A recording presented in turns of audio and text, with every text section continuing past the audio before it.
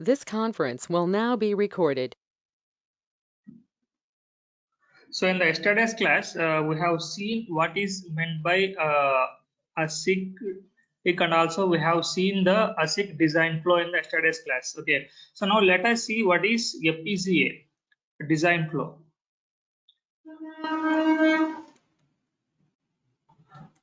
So let us see in detail about the FPGA design flow. So in this class, so we will see the entire FPGA design flow along with the various steps required in designing an FPGA. That is from the beginning to the stage where the designer can upload the designs onto the FPGA. But before that, so before going into the FPGA design process, so let us see what is FPGA technology first. So FPGA stands for Field Programmable Gate Array.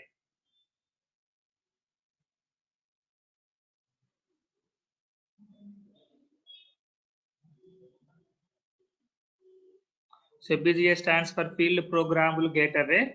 Normally it is simply called as FPGA. Okay. So what it is? So it is a semiconductor device. So FPGA is a semiconductor device. So these FPGA consists of logic blocks. Okay, so this consists of logic blocks. The main building blocks of this FPGA are logic blocks. So depending upon the manufacturer, so these logic blocks are termed in different names. So if you take Xilinx, they are called as PLBs, and in some other FPGAs they are called as CLBs in Xilinx and PLBs in some other FPGA. Okay, so CLBs means configurable logic block, and whereas PLBs programmable logic blocks. Okay, so in these CLBs again we have LUTs, lookup tables. Okay, so these LUTs in some FPGAs they are called as logic elements. So different names will be there, but as a whole, FPGA is a semiconductor device, so that consists of logic blocks. Okay, so these logic blocks can be programmed to execute the set of functions. Okay, these logic blocks can be programmed to execute the set of functions. So in detail, so normally what you can say FPGA means, so FPGA is a field programmable gate array, so which is a semiconductor device that consists of logic blocks, and these logic blocks can be programmed to execute a specific set of functions. Okay, so these programmable logic blocks or configurable logic blocks are connected to each other with the help of interconnect matrices. So by using the interconnect matrices, these CLBs are connected together. So for example, if you see the FPGA of Xilinx, okay, so if you see the FPGA of Xilinx here, so this is the Xilinx FPGA architecture. So here these are the IO blocks here. So these IO blocks are used to connect your Xilinx with the external environment, and internally there will be the CLBs. So these are the CLBs. Okay, configurable logic blocks. So between these configurable logic blocks, so there will be interconnection wires. Okay, so horizontal and vertical interconnection wires will be there. So in order to connect two different CLBs, so here there will be a switching matrices. So these switching matrices will be programmed in such a way that the two needed CLBs will be connected together. Okay, so again in these CLBs we have the lookup tables, so which are called as LUTs, which you have seen, and these LUTs are 1-bit memory element. So these are 1-bit memory elements. These are 1-bit memory elements. They can be able to store 1 bit of data internally. Okay, and if you see the LUT here, so these LUTs are 1-bit memory elements. These memory elements may be the latches or flip-flops. Okay, so these memory elements are either latches or flip-flops. So how can you say they are latches or flip-flops means? So depending upon the programming what we have used in your design. So suppose if the memory in your design is level triggered means, so internally the memory becomes a latch. Otherwise, if it is driven by the clock, means it becomes a flip-flop. Okay, so this become a flip-flop. So after that, so in order to connect the two different memory elements, again we have the muxes internally. So muxes internally in the FPGA. Okay, so this is the main internal architecture of FPGA here. Okay, so FPGA is manufactured by different companies. So the Xilinx is the company which manufactures FPGA in a lot. Okay, so it is the leading manufacturer of FPGA. So apart from Xilinx, we have Atmel, QuickLogic, Lattice. Okay, so Actel, so different Altra. So different FPGA manufacturers are there. So there are more than 20 FPGA manufacturers in the world. Okay, so but among them, so Xilinx is the leading manufacturer. Okay, so now if you see here, whatever the architecture I have shown here, so this architecture is the Xilinx FPGA architecture. So this is the Xilinx FPGA architecture. So if you see, the architecture of FPGA differs from one company to another company. Okay, so it differs from one company to another company. So this is the reason why if you buy the Xilinx FPGA, means you will get either Xilinx Vivado software or Xilinx ISE software in order to dump your design onto that board. For example, if you go for Altra, so you get some other software in order to dump your code onto the FPGA. Okay, so since they will not reveal their architecture to other companies internally, so we cannot use the same software for the purpose of implementation. So we have to use the vendor dependent software. Okay, so we have to use the vendor dependent software. So now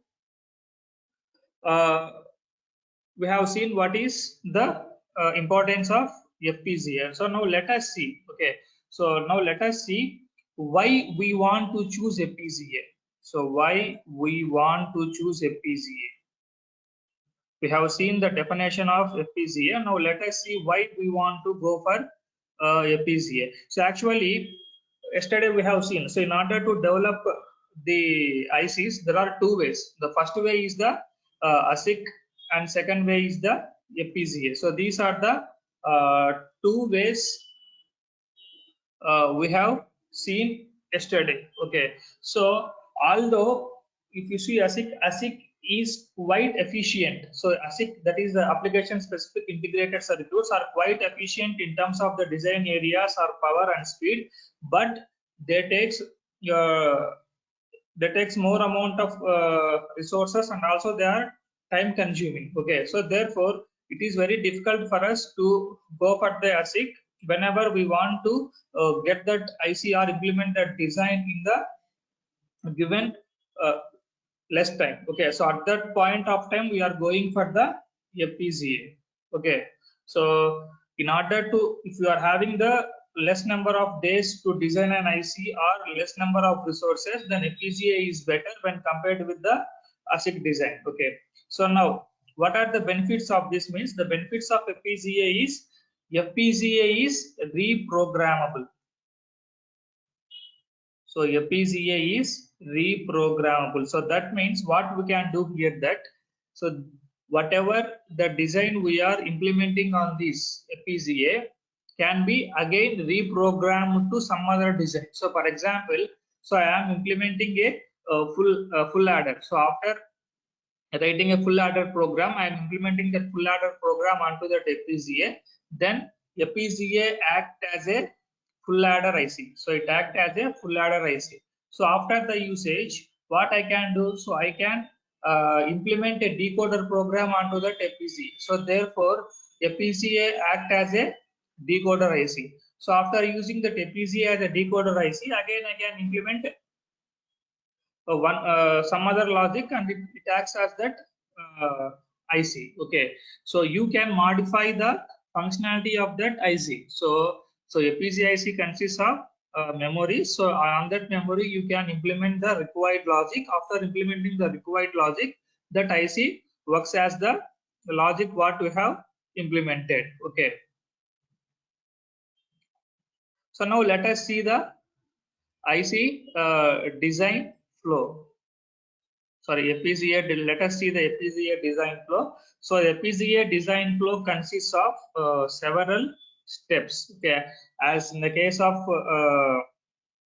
ASIC, so FPGA also consists of several steps. The first step is design specifications. So it is a common in both of these. So the first step is design specification, and the second one is design entry. So after the design entry, the next one is behavioral simulation. So after the behavioral simulation, the next step is synthesis. Okay, so it is behavioral simulation or functional verification, what you can say.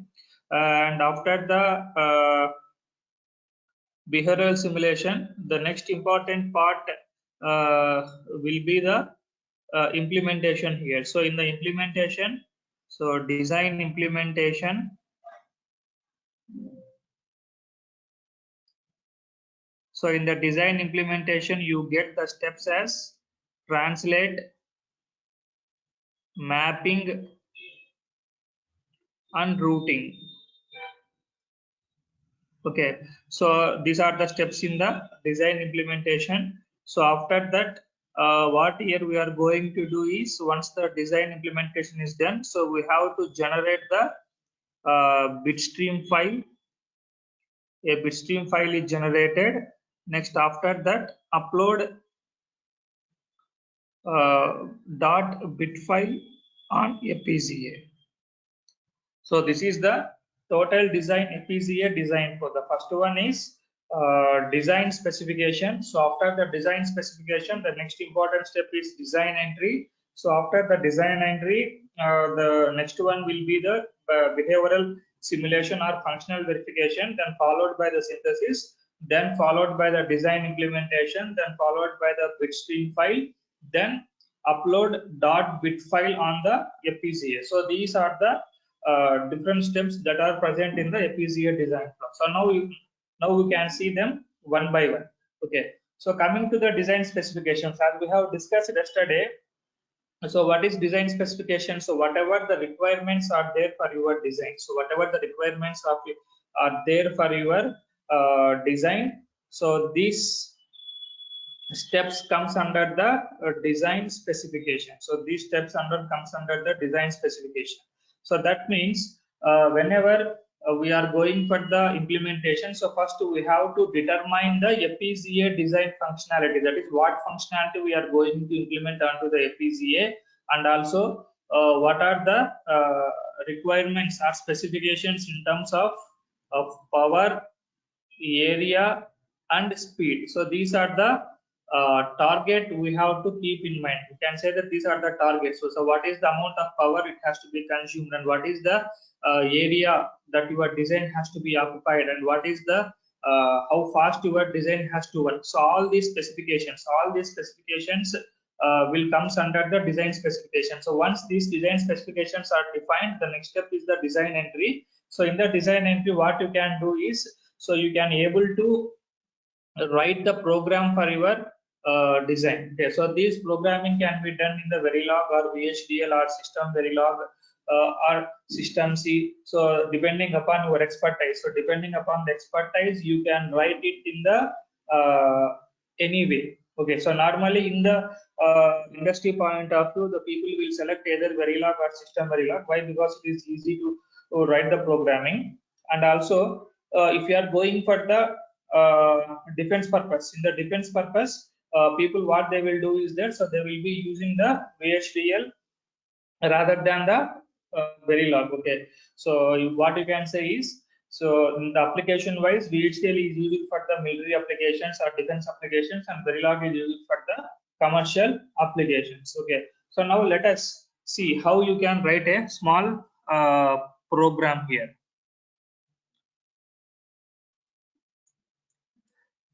So now in the design entry here, so let us see how you can write a small program. So for example, I am taking a half adder here. So half adder A, B are the inputs, and sum is A XOR B, and carry is A and B. So this is the carry. Yeah.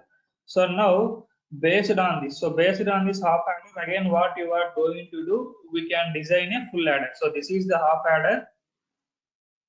So based on this half adder, we are going to design a full adder. How you can design a full adder means, so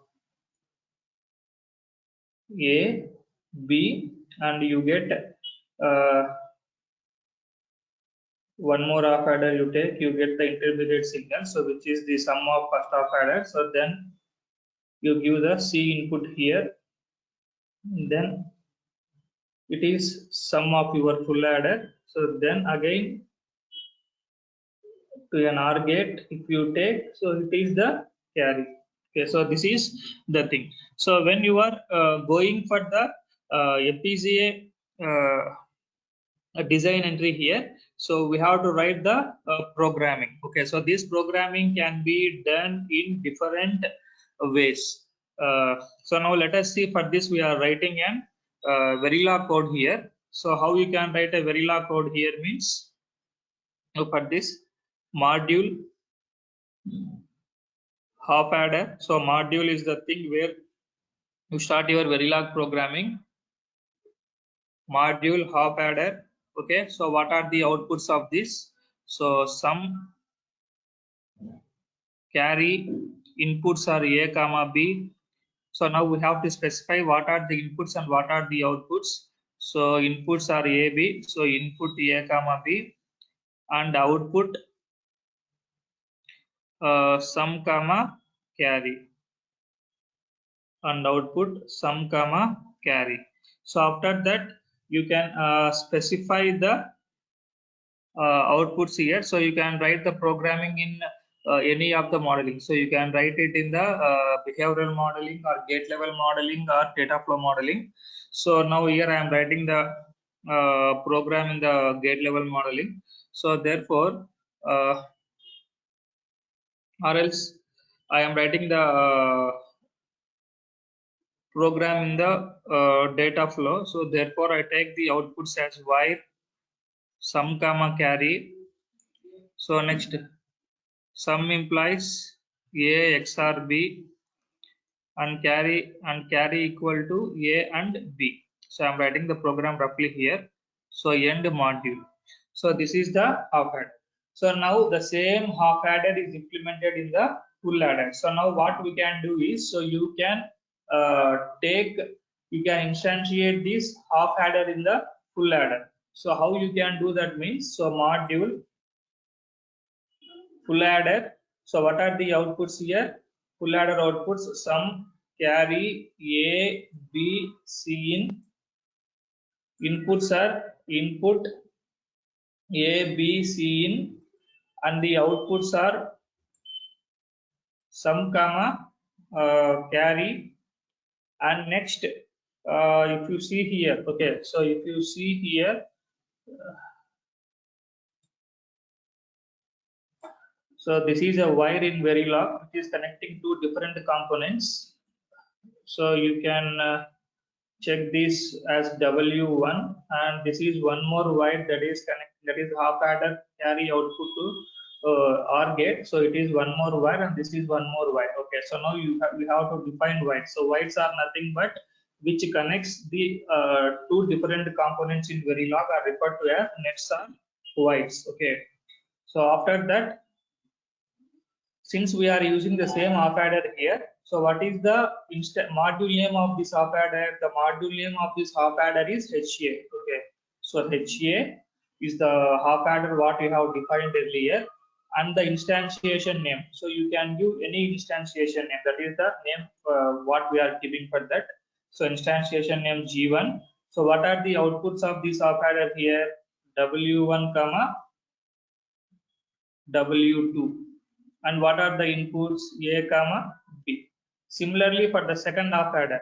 Okay, so second half adder, the name of that is G2 I am taking. So what is the output of that second half adder? Sum comma, one is sum and one is carry. Sorry, one is sum and one is W3. Okay, so one is W3. What are the inputs for this? One input is W1 and second input is Cin. Okay, so next, what is the one more gate we are having here? OR gate. Okay, so therefore OR gate, the instantiation name of this OR gate is C3. Okay, so OR gate is a primitive in Verilog, so which has the predefined meaning. So if you give OR means it will follow the as a primitive and it will give the OR gate output. So what is the output of this? So carry is the output of this adder and W2 and W3 are the inputs. Okay, so after this end module. So this is the program for your full adder here. So this program for this full adder has been written by using the two half adders. Okay, so here we are using HA. If you are not writing this half adder program, means you cannot get the output for this. Why? Because the tool doesn't know. So whatever the tool you are using, that tool doesn't know what is meant by HA. Okay, so it doesn't know what is meant by HA. So therefore, whenever you are instantiating some other programs, you have to define that. Okay. For example, if you take these OR gates, OR gate, OR AND gate, or XOR gate, so these NAND, NOR, so these are these are called as primitives in Verilog. So means these are predefined gates. Okay. So now, after writing the program, so now what we have done? So we have written the Verilog program. So after writing the Verilog program, so next what you want to do? So up to simulation it is enough. Okay, if you want to just to do the simulation, writing of the Verilog program and the forcing of the inputs and outputs is enough. Okay, but if you are going for the high end verification, okay, high end verification means we have to write the test benches. Okay, so test bench program we have to write.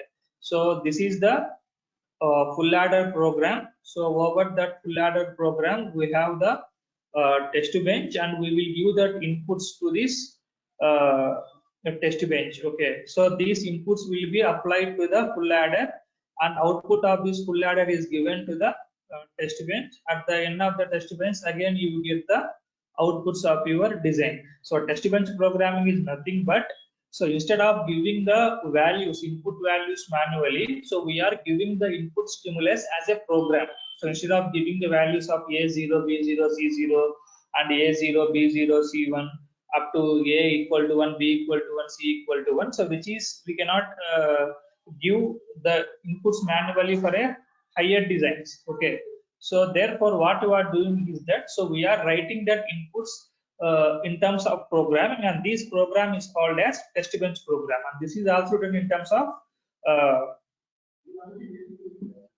Verilog only. Okay, so this is done for the verification. So writing the test bench program is normal thing what we will do, but if you are going for the industrial point of view, as I told you yesterday, so there are some concepts known as assertion based verification. So where the verification can be done easily, the life of the verification units can be made very easy, and also you have the code coverages. All this we have to see. So assertion based verification means, for example, let me tell you what is meant by assertion based verification here.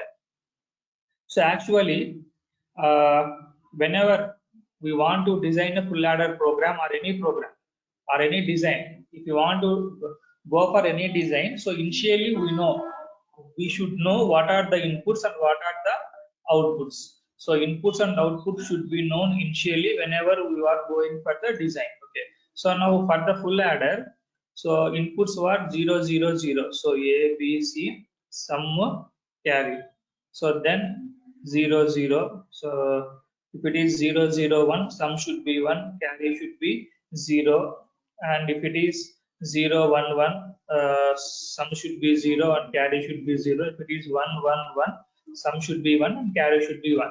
So this is the truth table what you know. So now if you want to go for the assertion based verification means whenever you are writing the test bench, at the time of the writing test bench only, what we will do means, so at 2 units of time, we will assign A is equal to 0, B is equal to 0, and C is equal to 0.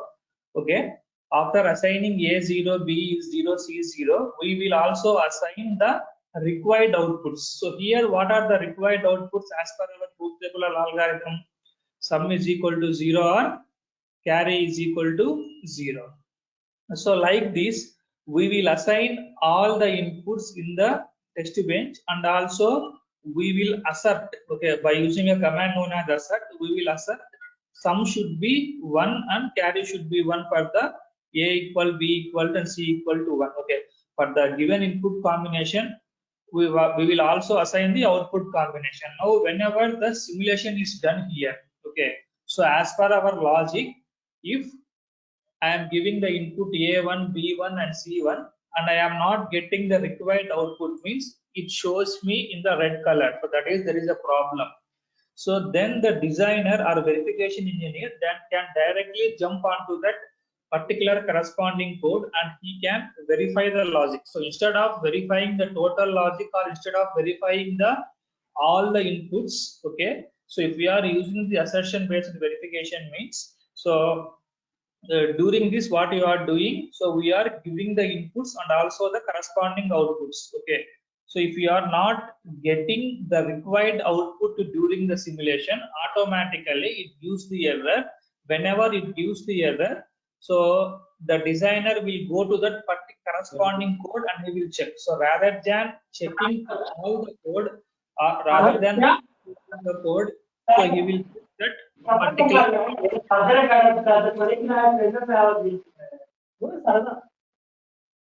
Yeah. So this is the thing regarding so after verification. Now after verification, again what we want to do, we want to go for synthesis. Okay. So or we want to go for implementation. So here again we have to write one more file. Okay. If you want to go for implementation, we have to write one more file known as XDC file. Okay, so XDC means Xilinx design constraints file. Xilinx design constraints file. Okay, so why we want to write this file means, as I told you, so in the architecture of FPGA, so internally we have CLBs and also we have IO pins. What is the importance of IO pins? Input output pins. IO pins means input output pins.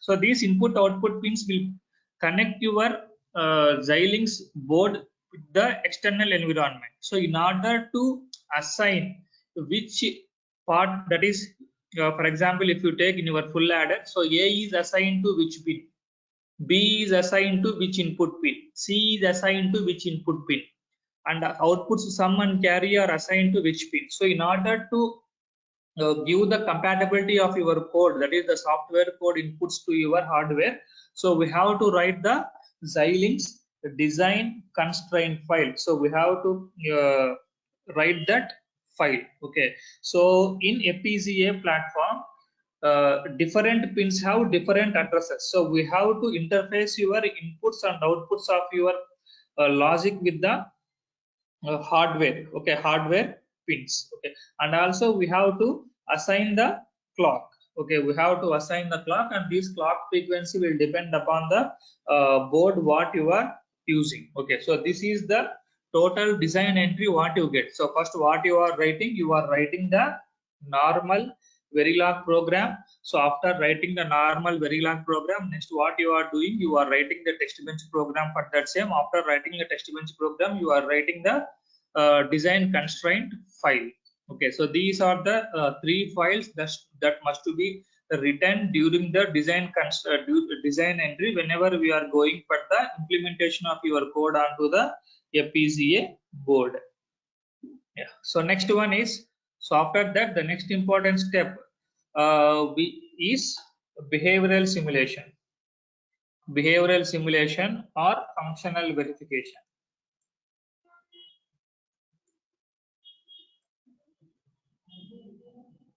So behavioral simulation or functional verification. So what is the difference between the simulation and functional verification means? So simulation is nothing but giving the set of inputs and verifying the output. So whether you are getting the output or not, that output may be correct or not. Okay, we don't mind. So simulation means after giving the inputs, you are getting the output. So that is called as simulation. But functional verification means after giving the inputs, we have to get the outputs logically. So we have to get the outputs logically. So this is known as the functional verification. So in the functional verification, sometimes we can take timing also a part of it, or else we can do it separately. Okay, so this is called as functional verification. So in the functional verification, what you can see, so by giving the inputs, you get the output in terms of the waveforms, or you can get the output in terms of the binary values. Okay, so once the simulation is done, the next important one is synthesis. Okay, so what is meant by synthesis? Synthesis is the process of converting your Verilog code into the target primitives, or else simply what you can say is synthesis is the process of converting your HDL program into a netlist, where this netlist is the combination of logic blocks and logic cells. Okay, so programming code is converted into netlist. So this is the synthesis. Yeah. So here what we will do first, Verilog code plus design constraint file what you have used plus timing constraints and any other physical constraints, all these together are inserted into a synthesis tool, and we can get that netlist file. Okay, so we can get that netlist file. So once this netlist file is generated, we will get the information. So we will get the information regarding the area report, and also we will get the information regarding in the timing violations. It is also called as timing report. Okay, so area report, timing report. Okay, so these are the different things. How you get this area and timing report means whatever the gates, whatever the logic gates in the netlist. So as I told you, netlist means connection of logic blocks and logic cells, which logic cells are nothing but the gates. So the logic gates in the netlist are mapped into the target technological libraries. Okay, so whenever these are targeted into your technological libraries, we will get a optimized gate level netlist. Okay, optimized gate level netlist. So from this you get the area report, timing report. Yeah. So next after that, FPGA design implementation. So FPGA design implementation. So FPGA design implementation. So there are 3 steps present in the FPGA design implementation. So they are translate, map, place and route. So translate, map, place and route. So it is a 3-stage implementation process. So FPGA design implementation is a 3-stage implementation process: translate, mapping, place and route. Okay, so the first stage is translate stage. So what it does means it combines the produced netlist. So whatever the netlist is produced during the synthesis, that netlist is combined with the constraint file. Okay, that is the input output addresses of your inputs and outputs. Okay, constraint file, and it assigns that to your FPGA and assigns that to your actual FPGA hardware.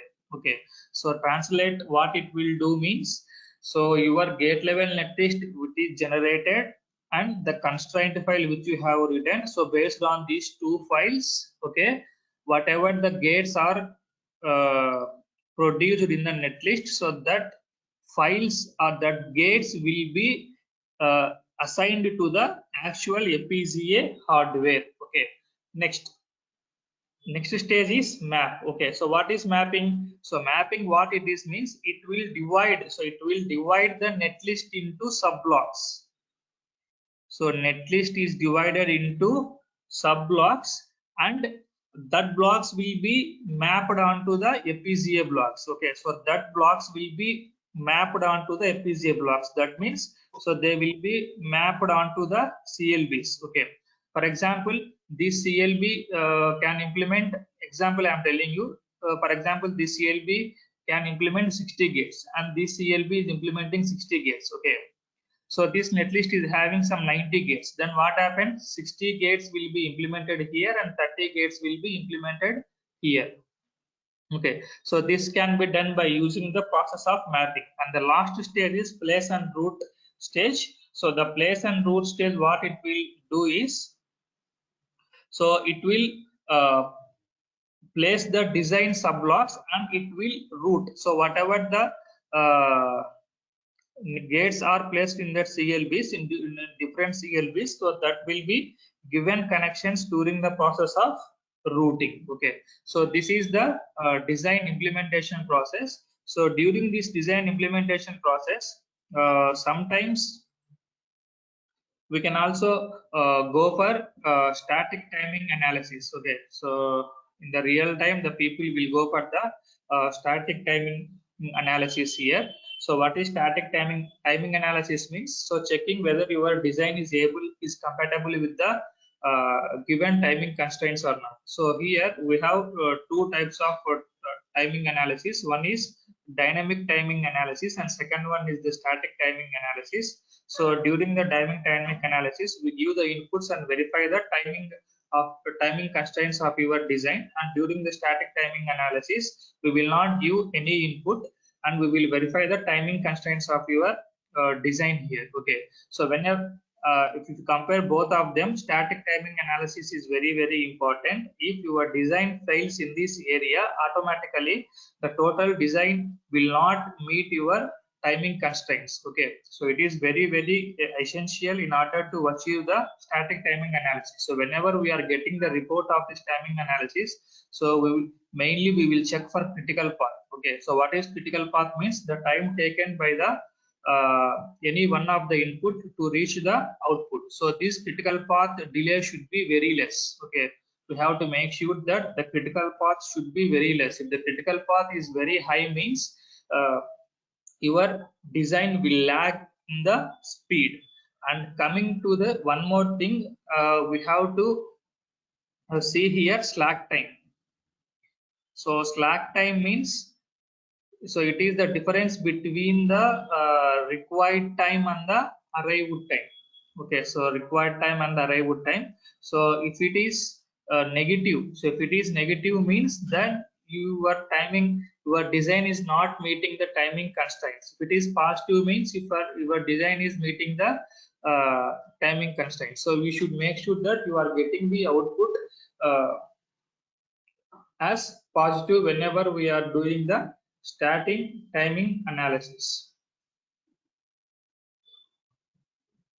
So next, after that, we can go for the back annotation if possible. Okay, so back annotation means, so whenever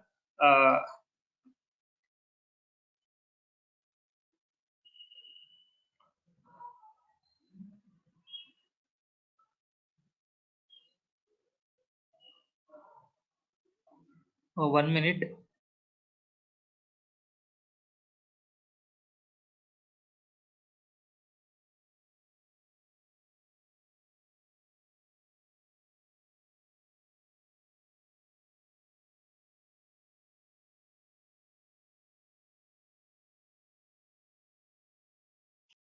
So back annotation. So back annotation in the sense means whatever the reports you have generated in terms of timing or area, if it is not meeting your design constraints, or if there are any violations in case of timing or physical constraint violations, so again we have to get back to the design process, and again we have to start do the changes in the design or constraint file, and again we have to do it until unless all our constraints are met. Okay, so after that the next one is bitstream file generation. The next one is bitstream file generation. So bitstream file generation, the implemented, so whatever the design is implemented, so that implemented design must be converted into a bitstream using a bit generation tool. So using a bit generation tool, that design will be converted into a bitstream. So what is a bitstream means? So it is a stream of bits. So your design is converted in terms of zeros and ones. Okay. So on this bitstream can be understood by the FPGA platform, and this bitstream can be implemented so onto the FPGA board. So once this bitstream is implemented onto the FPGA board, so then what happens is the board will be programmed, and you can able to see the outputs. So you can able to see the outputs on the FPGA board. You can see the outputs in terms of the in terms of the LED outputs, and we can assign the inputs in terms of the input and output switches. So if your design is having more number of inputs, so for example, if your design is having some 30 inputs, and if your board is having only 10 outputs, means at that time we can go for the VIO board, that is the virtual input output, where you can verify the outputs on the screen. Okay, so this is the total FPGA design flow in detail. So if you are having any doubts, so you can ask me.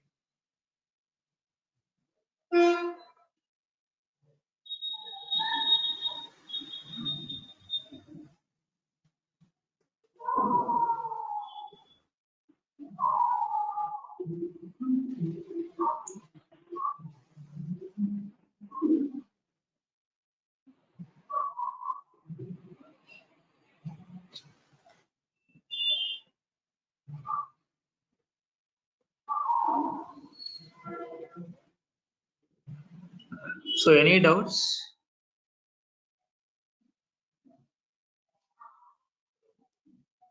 So this is the FPGA design flow. So if you are if you doesn't have